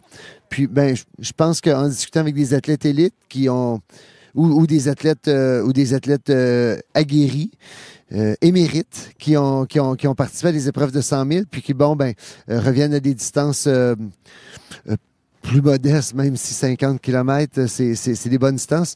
Je pense qu'il y a une tendance qui se dessine autour des courses par étapes, donc des stage races qui ont la cote puis qui nous permettent de créer une rétention dans le cadre de nos événements, puis de créer des ambiances vraiment intéressantes parce que les gens, ils restent pour courir le lendemain. Donc, le soir, ils viennent flâner pour voir leurs amis arriver, échanger avec les personnes qu'ils ont découvertes sur les parcours, qu'ils ont appris à connaître. Alors, je pense que les courses par étapes sont appelées à grandir au Québec, au Canada. Puis dans tous les sports d'endurance, en fait, c'est événement Gaspésie, on est présent dans différentes disciplines sportives. Puis c'est un peu la vision qu'on a là, pour l'avenir de privilégier les courses par étapes. Là, ce que tu fais, et depuis le début aussi, je crois, c'est en fait finalement proposer, au total, ça fait quoi? Ça fait 11 épreuves. En comptant les stage races, les courses par étapes, c'est ça. Tu as ce que tu appelles le TP50 et le TP100, le transpercé. Ouais. 100 km en 3 courses, 50 km en 3 courses. Et puis, chaque personne peut faire une course individuellement. Ouais. Ça, c'est présent depuis le début. Et tu vois que c'est pas présent depuis le début. On a débuté avec un trail de lune parce qu'on voulait faire découvrir la course la nuit à des gens qui participent pas nécessairement à des ultras. Puis là, on s'est rendu compte que on avait trois courses en 3 jours. Alors, on s'est dit, mais pourquoi pas les jumeler? À cette époque-là, quand on a lancé les transpercés, au Québec, il y avait uniquement le XC-La-Vallée qui proposait la formule Feu XC-La-Vallée dans la région de Portneuf qui présentait des courses par étapes. Alors, on s'est dit, il y a peut-être quelque chose à exploiter là, d'autant plus qu'on est loin. Mais on n'avait pas vraiment d'attente. On était en mode expérimentation parce que on voulait donner la chance aux plus de gens possible de venir voir qu'est-ce qu'on avait à offrir. Alors, on a tout essayé, mais l'année prochaine, pour le 10e anniversaire, on revient avec la programmation classique qu'on a depuis maintenant près de 6 éditions. Mais en 2026, là, on va brasser les dés, puis on va offrir fort probablement moins de formats différents parce que c'est éreintant courir pour donner 11 départs pendant la fin de semaine. Surtout que tu donnes de ta personne, encore une fois, chaque départ, tu développes un discours, des petites blagues, t'interpelles les gens, enfin je veux dire, t'as pas encore, du moins, t'as pas un animateur qui fait le show pour toi, c'est vraiment toi qui fais le show pour chacun de tes départs. Ça a l'air quand même assez inné, quoi. Je pense qu'on est on est sur du Je suis pas sûr que ça prenne beaucoup de temps à Jeff de concocter ses discours. Je pense qu'on est plus sur de l'impro. Tu fais de l'impro, oui, c'est du non, je fais pas d'impro. Tu vois, j'ai tes mauvaises langues. Moi, je suis le seul joueur d'impro de l'Université du Québec à Trois-Rivières repêché dont le numéro a été retiré, mais qui n'a jamais joué un match. Parce que c'était un running gag que chaque année on me repêchait parce que tout le monde pensait que je faisais de l'impro. Et j'aime vraiment pas ça. Alors, j'ai jamais joué de match d'impro. Tout ce qu'on a vu ce week-end, là, c'était pas improvisé. Ça vient des camps de vacances. Dans les camps de vacances, on m'a appris à être en scène comme Mickey Mouse. Alors mais je suis quelqu'un dans le quotidien qui est plutôt plate et introverti. Mais quand on me donne un micro, ben là, Tu es introverti. Qui autour de cette table a l'impression que l'on soit introverti? À la maison, ma conjointe, elle trouve que je suis quelqu'un de pas mal ordinaire. Ah oui, non. Alors, mais non, c'est ça. Quand on a l'occasion là, de divertir les gens, mais ça vient probablement de mon passé en colonie de vacances, de me donner. Puis d'ailleurs, mon moment préféré de l'Ultra Trail Gaspésie 100, c'est la course des enfants. Parce que là, je me retrouve dans mon monde avec une cinquantaine d'enfants. Donc, j'ai tout le temps beaucoup de plaisir à faire le réchauffement d'avant-course avec les enfants, puis à faire le petit train pour me rendre dans le box de départ. Alors, mais je trouve que je m'étais fait la réflexion avant de te voir avec les enfants. Il y a un petit côté comme ça. Tu prends les athlètes aussi, il y a un petit côté éducateur là quand tu crains que tout le monde avant le départ.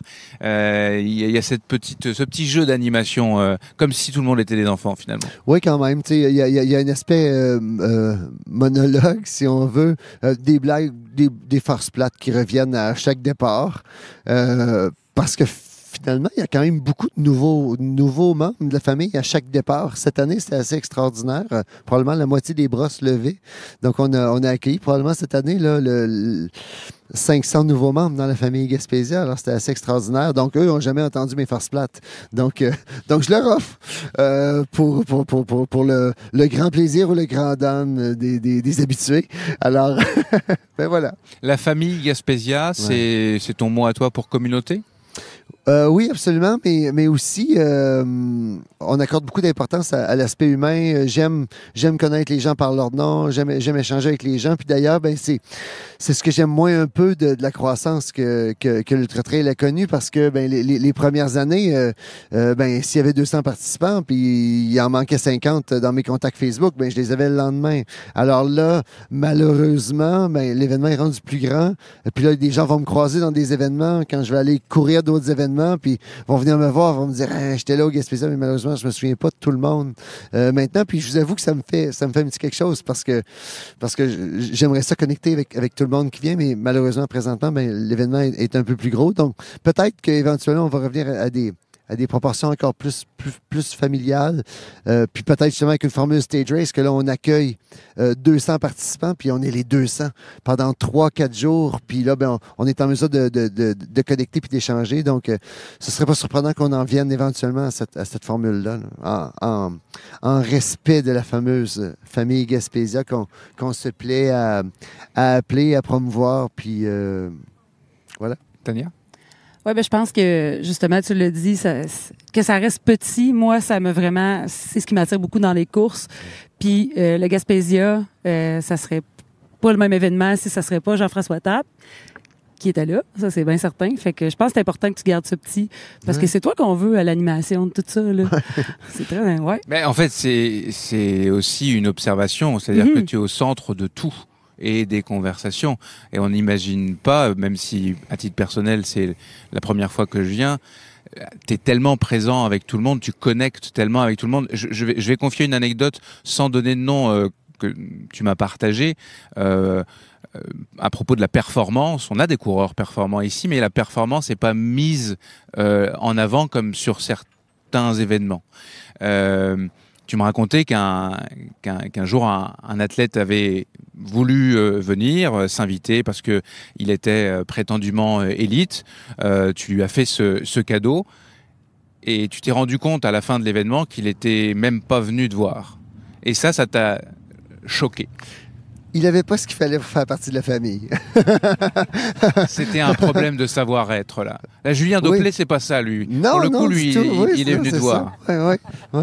Ben, c'est pour ça que maintenant, le programme élite d'événements Gaspésia, ben, il se développe ici. Donc pour faire partie des invités, ben, il faut le prouver sur la terre du Gaspésia qu'on est un élite. Alors, c'est pour ça que, bon an, mal an, ben, on invite tous les gens qui sont montés sur la table de pique-nique, sur le podium aujourd'hui. Alors, donc l'année prochaine, on espère que tout ce beau monde-là revienne. Puis bon, comme Julien l'a présenté tout à l'heure, ça donne le goût de revenir quand le dos sort, parce que c'est quand même... pour les Québécois, venir à l'Ultra Trail Gaspésia 100, mais c'est un gros voyage. C'est beaucoup de souvenirs ici, quand même. Puis là, tu choisis, est-ce que je m'en vais faire un événement au Costa Rica ou en Gaspésie? Puis c'est le même prix. Parce que il faut se déplacer jusqu'ici, il faut se loger, il faut se nourrir. Ah, c'est pas vendeur, ça. Ouais. Alors, j'ose espérer que ça donne le goût aux gens de venir puis de construire, de partager à la famille. Julien, je voulais quand même te moi, ce que je tiens à dire, selon mon ressenti, en tout cas, c'est que au-delà de la course, de la performance, ce qu'on retrouve beaucoup dans le trail, il y a le côté un peu connexion avec la nature, mais il y a surtout le côté partage qui est vraiment très très fort.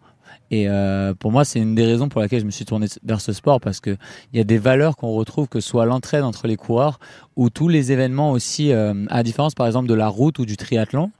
Il y a vraiment ce côté un peu d'après-course et de partage, de prendre le temps, de rencontrer un peu l'autre. Et c'est ça que j'aime beaucoup. Et c'est vrai que je pense, quand on est sur des grandes courses avec beaucoup de monde, on a beaucoup moins le temps de faire ça. Et quand on vient en Gaspésie ici, dans une ambiance et dans un cadre comme on peut avoir ici, là on retrouve vraiment ce côté partage. Et c'est pour ça que je pense aussi faire des courses un peu par étapes, où on a par exemple le marathon des sables, des courses comme ça, où il y en a qui, par exemple la Tranche Charlevoix là, qui s'est développée il n'y a pas très longtemps ici au Québec, mais le fait de faire des courses comme ça où on va effectivement être en groupe pendant 2-3 jours à dormir sur un lieu un peu perdu, on va dire, et pas connecté au reste de la société, c'est vraiment ce côté partage qui est vraiment très très fort. Et la colonie de vacances, ce sentiment qu'on a eu un petit peu ce week-end, je trouve. Franck, tu voulais dire un mot, je crois. Oui, tu parlais du 100 miles. Je pense qu'il y a quand même un élément important dont il faut parler ce week-end, c'est que déjà c'est une course où il y a très peu d'engagés. Il y en avait 11, je crois, ce week-end, et dont Marilyn Dubé, voilà. Et ça, je trouve qu'il fallait en parler aussi, puisque c'est seulement, je crois, la 4e femme depuis toutes les éditions à terminer le 100 miles, et puis on l'a vu courir tout au long du parcours, et c'était super de l'avoir déterminé, avancé, relancé en plein milieu de la nuit, et finir en plus juste avant le cut-off de 30 heures, ce qui est toujours assez émouvant de jouer comme ça avec la barrière horaire. Mais ce que j'avais envie de dire aussi, et peut-être que certaines personnes pourront rebondir là-dessus, c'est presque paradoxal, parce que moi, en tout cas, en tant que touriste, n'est-ce pas, et invité ici, alors que j'ai plutôt l'habitude de voir des courses en Europe, c'est qu'à l'inverse du 100 miles, j'ai plutôt l'impression qu'il y avait beaucoup de parité sur l'ensemble des courses, qu'il y a beaucoup de coureuses ici, peut-être plus qu'en Europe, et je trouve que c'est une caractéristique qu'il faut mettre en avant. Et voilà, moi, au-delà du 100 miles où il n'y avait qu'une participante, ça m'a surpris, je pense qu'il faut s'en féliciter. Je trouvais ça aussi rafraîchissant, quoi. Marie-Ève et Tania, je voudrais votre avis là-dessus, parce que vous êtes toutes les deux des promotrices du sport au féminin, du trail au féminin, vous coachez des femmes. Qu'est-ce que ça vous inspire, ce que vient de dire Franck? Marie-Ève, est-ce que tu as le sentiment que de plus en plus d'athlètes féminines se lancent dans le trail, voire dans l'ultra trail? On avait aussi une discussion, je suis désolé de croiser les discussions, mais sur le fait que on a évidemment, les statistiques montrent que les femmes sont plutôt présentes sur des distances courtes, alors que dans le niveau de performance, elles sont plutôt performantes sur les distances longues. Et ça, on voit pas encore le parallèle se faire dans la réalité. C'est très drôle que vous abordiez ce sujet-là parce que je pense que c'était le sujet de discussion préféré de Marc-André. Je suis pas étonné. Les femmes entre elles, ouais. Fait qu'on l'a souvent écouté parler. Moi, j'ai jamais rien renchéri vraiment. Mais je trouve ça beau de voir que le nombre de femmes qui se donnent l'opportunité de courir, juste de commencer à courir en général. Moi, mon garçon, il a 5 ans, puis quand je suis tombée enceinte, j'ai beaucoup de mes clientes qui m'ont dit « Ah, tu vas voir, là, quand tu vas avoir ton enfant, tu n'auras plus de temps pour toi, puis blablabla, blablabla. » Puis en fin de semaine, de voir, tu sais, les mamans avec leurs enfants finir leur course avec leurs enfants, monter sur le podium avec leurs enfants, de faire la course pour enfants avec leurs enfants, après eux-mêmes avoir fait une course. Je trouve ça beau de voir que il y en a de plus en plus. Puis moi, ce que je me rends compte dans les athlètes que je côtoie au quotidien, soit en les coachant directement, personnellement ou au club, c'est que elles se donnent de plus en plus le droit de courir longtemps aussi. Fait que de prendre le temps de s'entraîner, de prendre ce temps-là pour elles, puis de pas le voir de façon égoïste, mais de voir que c'est une influence qu'ils ont sur leur famille directement, que ce soit au niveau de leurs enfants, au niveau de leurs conjoints. De se donner le droit de le faire, je trouve ça vraiment beau. Puis je trouve qu'on en voit de plus en plus. Je sais pas pour toi, là, mais moi, dans ma clientèle, directement, je vois une énorme augmentation de ça. Puis ce que je trouve bien, c'est qu'en se donnant le droit tranquillement, ça fait qu'ils vont augmenter progressivement aussi. Fait que le chemin vers la réussite des objectifs est plus réussi que chez mes athlètes masculins qui vont généralement trop vite. C'est un gros stéréotype, mais je trouve que, en tout cas, moi, dans ma clientèle, c'est comme ça que je le vois. Moi aussi, ma clientèle est plus féminine. Puis oui, les femmes sont un petit peu moins broche à foin. Puis pour avoir été, je pense, dans une des premières femmes au Québec à faire des ultras, j'ai fait mon premier en 2014. C'était beaucoup plus facile pour moi de faire un podium à cette époque-là qu'aujourd'hui. Fait qu'on le voit, là, qu'il y a plus de femmes. Les femmes sont plus performantes aussi qu'avant. Puis c'est ça, hier, c'était quasiment la parité sur le 80. Je pense qu'on était 14 femmes pour 17 hommes. Il va falloir que je revienne pour faire un podium, par exemple. J'étais un peu déçue de ne pas m'être forcée. Hein. J'aurais pas avoir mon invitation. T'étais pas très loin, hein, quelques minutes. 22 minutes. Ah oui, bon, ça va. C'est correct, c'est une belle 4e place. Ça va, mais oui, mais moi, c'est l'inverse un petit peu. Tu disais que tes clientes se sentent mal, ont peur d'abandonner un peu leur famille. Moi, c'est l'inverse. J'ai commencé à courir. T'as peur d'abandonner le trail, toi? Non. J'ai commencé à courir quand j'ai eu mes enfants. Puis justement, je trouve que c'est de leur faire un cadeau parce que, on le sait, il faut s'occuper de nous pour pouvoir bien s'occuper des autres. Donc, c'est un cadeau que je me fais pour ma santé physique et mentale. Puis je pense que vraiment, au-delà des femmes, c'est un cadeau que tout le monde devrait se faire. Jeff, on va bientôt achever parce que tu n'as pas dormi, je pense, du tout du week-end. Et là, ça commence à se sentir certainement, surtout qu'on est assis, donc ça aide pas. C'est mieux quand on est en mouvement. Toi, ton point de vue là-dessus sur les statistiques, les plus de femmes qui prennent des départs de trail, voire d'ultra-trail, qu'est-ce que t'en penses? T'as longtemps eu en référence deux grandes femmes du trail québécois que sont Anne Bouchard et Hélène Dumais, par exemple, qui ont toutes les deux d'ailleurs terminé aussi le 100 miles. Avec Kelsey Hogan pour être complet. Oui, mais plusieurs des belles pages de l'histoire de l'Ultra Trail Gaspésia ont été écrites par des femmes. Les performances qui nous ont le plus fait vibrer, les rivalités qu'on a vues sur les courses ont toujours été sur des plateaux féminins. Alors, ça, c'est sûr qu'il y a quelque chose de super intéressant là. Maintenant, là, ce qu'on retrouve aussi avec l'apport d'une dame comme Nathalie Brisson, avec le Pace du Bonheur, qui fait la promotion de la course à pied sans barrière horaire, donne l'occasion à des femmes qui se seraient jamais donné le droit de courir longtemps, de courir. Et puis, nous, l'an dernier, on a développé un partenariat avec le branding de Nathalie du côté de Forillon. Et c'était assez extraordinaire, le nombre de femmes présentes pour une première course de trail dans le Parc national Forillon.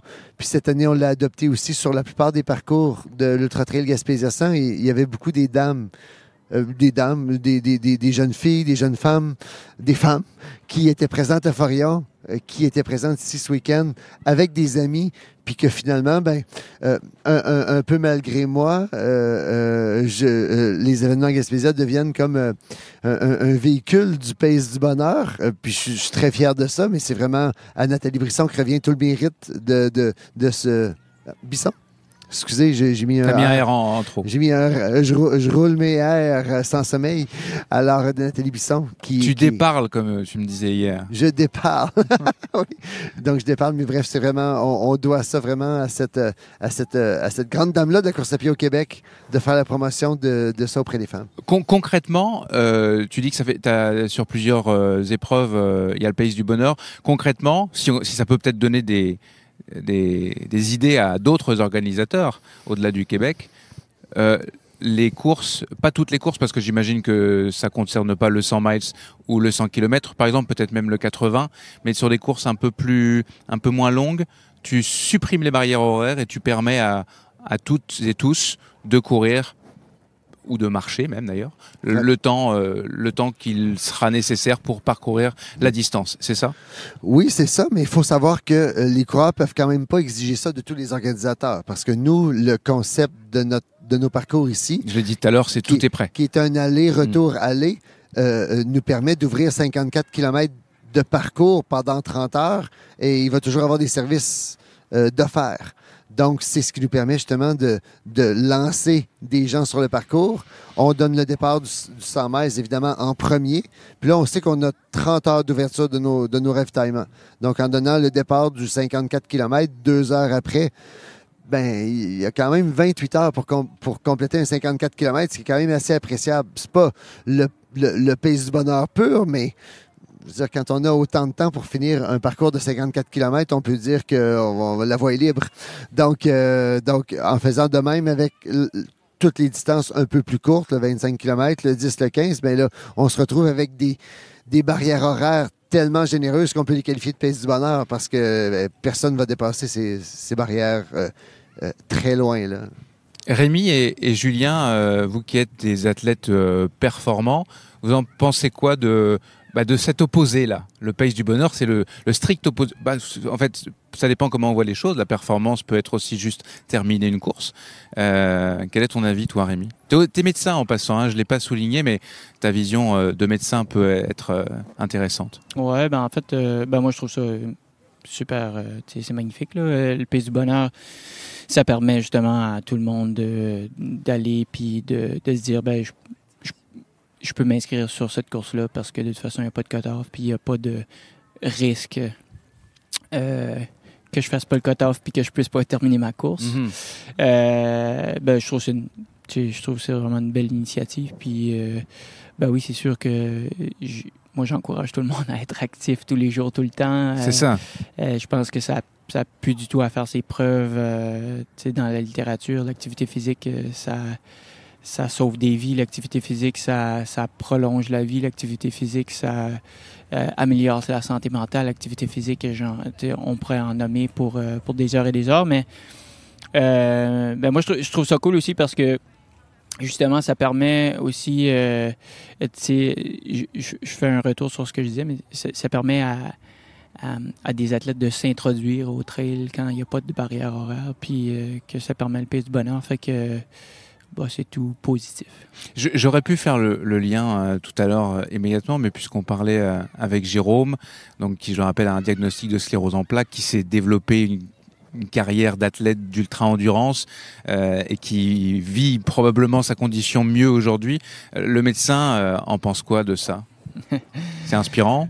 C'est très inspirant. C'est très inspirant au niveau de la littérature. Si ça aide pour la sclérose en plaques, je n'oserais pas me prononcer parce que c'est pas mon domaine d'expertise. Mais moi, je trouve que c'est vraiment beau. Puis même, c'est toujours ce que je dis à mes patients de bouger, c'est très important. Puis j'aime vraiment la façon que tu as mentionné ça, Jérôme, de se trouver un peu une passion ou quelque chose pour avoir un peu une direction dans laquelle s'orienter des fois quand il va y avoir des fois quand il y a une tempête autour de soi, on a toujours quand même une ligne directrice. Puis ça, je trouve que ça aide pas mal. Ça vaut pour tout le monde en plus. Oui, exact. Puis on s'entend qu'au Gaspésia, on en a vu des tempêtes, puis les coureurs, ils suivaient les pit flags. Julien, parce que je t'interrogeais aussi tout à l'heure sur quoi je t'interrogeais. La fatigue est en train de tomber là. Je viens d'avoir encore un blanc de mémoire. Je demandais par rapport Merci. au Pace du Bonheur. Le Pace du Bonheur, qu'est-ce qu'en pense l'athlète performant qui vient souvent au départ d'une course pour essayer de la gagner ou de faire un podium? Moi, je trouve ça très bien parce que quand on arrive sur une course, on a tous des objectifs qui sont différents. Et comme le dit Rémi, ça permet aussi de donner la possibilité à certains qui sont moins dans la performance mais plus dans la découverte de venir sans pression forcément externe et juste vivre ce qu'ils ont à vivre. Donc moi je trouve que c'est une bonne chose et que c'est pas partout qu'on a ça. Donc de pouvoir le faire ici avec le circuit qui permet ça d'une certaine façon, vu qu'on est un peu sur le même parcours pour un peu tout le monde, c'est une chance. Jeff?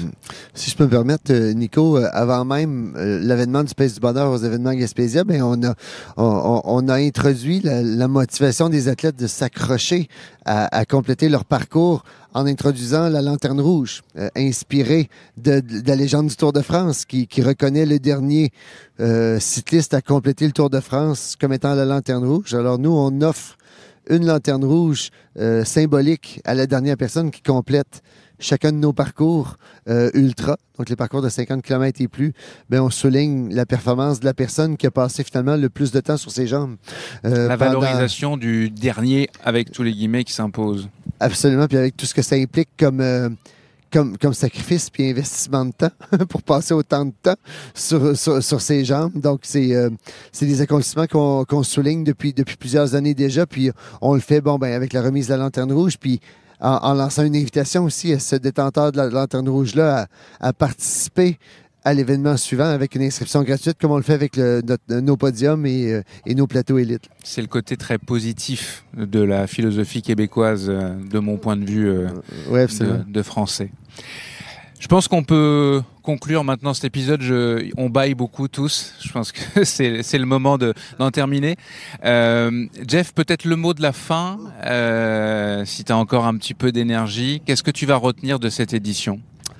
Est-ce que tu as une anecdote? Tout s'est bien passé. Hein. Vous avez cherché un concurrent cette nuit, et ce qui t'a empêché de dormir l'heure et demie que tu t'étais programmé, mais c'est presque pas grand-chose. Oui, parce que au-delà du week-end, tout le monde nous demande si on a dormi le week-end, mais en fait, la question devrait être plus, est-ce que vous avez dormi cette semaine? Parce que on est là-dedans depuis lundi. Donc, on n'a pas dormi beaucoup, mais qu'est-ce que je retiens de cette édition-là? Pour moi, sur le plan organisationnel, c'est l'année que j'ai travaillé avec l'équipe la plus rodée, la plus prêt au combat. On était une équipe de sport professionnel en match de championnat ce week-end. Alors on était dans la chambre des joueurs, prêts à recevoir. À aller bondir sur la glace. À bondir sur la glace, bondir sur le terrain. Puis on n'avait pas besoin de se parler. Tout le monde savait exactement qu'est-ce qu'il fallait faire pour être en mesure d'accueillir la visite, de permettre aux gens de réaliser leur défi. Puis c'est assez extraordinaire. On a fait aucune réunion d'équipe ce week-end. Tout est allé, on était dans le flow. Alors là, on va faire une réunion. Dans 1h13. Oh mon Dieu, tu vas même pas te coucher. On va rapatrier tout ça autour probablement de la traditionnelle pizza. Puis, mais bref, moi, c'est ce que je retiens. Puis finalement, encore une fois, cette année, plein de superbes histoires, plein d'anecdotes qui s'ajoutent à mon éventail d'anecdotes qui devront un jour être écrits dans un livre. Un livre, parce que c'est des banalités d'un petit organisateur de région, mais qui sont tellement intéressantes puis singulières que je pense qu'elles méritent d'être partagées. Alors, éventuellement, il y a beaucoup de gens qui me tannent chaque année là, pour que j'écrive mon livre d'anecdotes. Alors, qui sait, peut-être que je vais me lancer là-dedans pour le 20e anniversaire. Je me donne 10 ans. Bon. Quand j'aurai un peu plus d'expérience.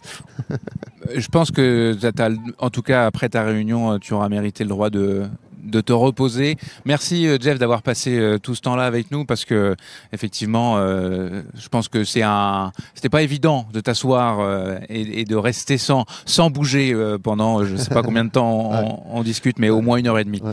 Donc merci beaucoup et merci pour l'invitation puisque nous sommes invités Distance Plus grâce à toi et ça nous a beaucoup plu. On a travaillé au Pays du Bonheur, tiens. Vous avez travaillé au Pays du Bonheur et on a beaucoup apprécié votre présence. Je vous remercie vraiment beaucoup d'avoir accepté l'invitation de venir nous voir dans notre bout du monde, puisque c'est le cas. Alors, ce serait un plaisir de vous revoir sur nos parcours avec un dossard sur la bedaine. Il y a des chances. Merci beaucoup, Jérôme. Toi aussi, tu as été derrière le chrono allègrement. Merci à vous. Et donc, bon repos. Merci. Merci Julien, tu vas retourner à Montréal toi aussi, peut-être demain tu vas prendre ça cool ce soir. Non, on va rentrer, on part d'ici une petite heure. Un guerrier donc. Okay. Merci Tania Rancourt qui prendra la direction demain de l'Abitibi-Témiscamingue. Un beau petit trip à faire encore. Ouais, une journée de route. Merci Marie-Ève de t'être joint à nous. Et puis il y aura un podcast à écouter parce que toi aussi tu as fait un podcast pendant ce week-end, je crois. Oui, exactement. Je vais aller faire le montage de ça à l'instant. Tout trail pour nos auditeurs qui voudraient jeter une oreille à ça. Exactement ça, merci. Et merci Rémi Poitras d'avoir passé un petit peu de temps avec nous. Bravo pour ta 2e place hier sur le 25 km. Et merci à mon collègue Franck Berthaud. Merci Franck. Merci Nicolas. C'était un plaisir de travailler avec toi. On pourra évidemment, je parle aux auditeurs, vous pourrez lire les articles de Franck, vous pouvez retourner voir la story sur Instagram, la longue story de tout ce week-end que vous allez pouvoir retrouver, les publications, etc. etc. La Bande à des Plus, le podcast du magazine Distance Plus, présenté par Nicolas Fréret. C'est la fin de cette émission. Merci à tous de l'avoir écouté. La Bande à des Plus est une émission de Distance Plus. Je suis Nicolas Fréret. J'ai le plaisir de produire et d'animer ce podcast. Un grand merci à notre partenaire spécial sur ce hors-série, les événements Gaspésia, organisateur, je le rappelle, de l'Ultra Trail Gaspésia 100, de l'Ultra Trail Faux-Rayon, encore de la série Trail Polaire Gaspésia pour l'hiver. Je fais aussi un clin d'œil symbolique aux partenaires de la 3e saison de la Bande à des Plus, NAAC, Miles Republic, Run Motion Coach et Wise. Le design sonore de la Bande à des Plus est signé Lucas Aska Hennessy et la couverture de l'émission est l'œuvre de Mathieu Forichon de Desbosses et des Bulles. Le montage de cette émission hors série est réalisé et peaufiné par Alexandre Ferreira. Merci à vous enfin de suivre Distance Plus et de nous écouter sur toutes les plateformes de podcast. À plus dans la Bande à des Plus.